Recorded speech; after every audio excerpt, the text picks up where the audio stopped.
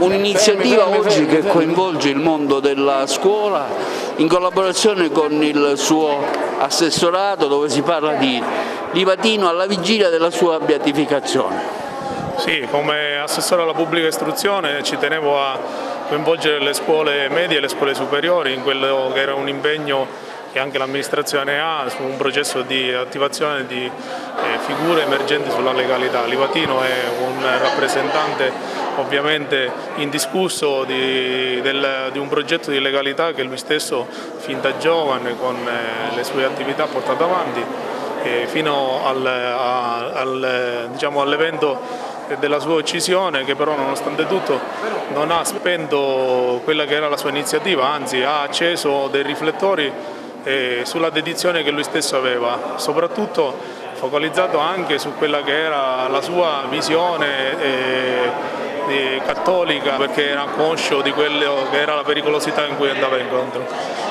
Le scuole coinvolte in questo lavoro? Le scuole coinvolte in questo lavoro sono l'Istituto Leonardo, gli istituti comprensivi, l'Anna Frank, una serie di scuole superiori e le scuole medie, ovviamente del nostro comprensorio agrigentino, perché ovviamente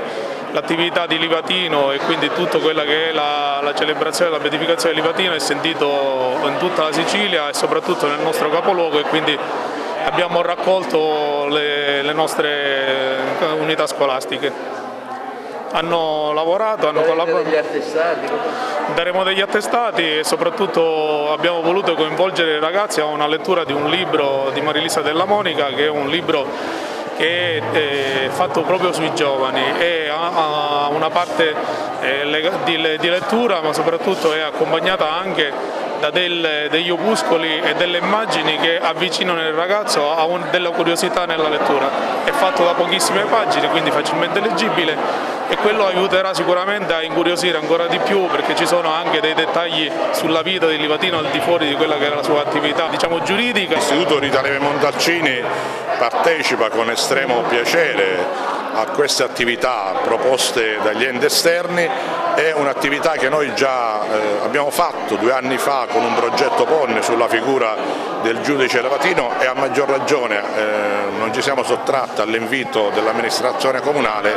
di partecipare a questa attività in ricordo del giudice Livatino. Sono state 2 le classi, una del plesso Margherita Acchi e un'altra del plesso Federico II, i due plessi di scuola secondaria di primo grado, che hanno prodotto degli eccellenti lavori nel ricordo di questo martire della legalità che ha insegnato tanto, ci ha dato tanto, e quindi anche noi vogliamo trasmettere questi suoi valori ai nostri alunni. Non possiamo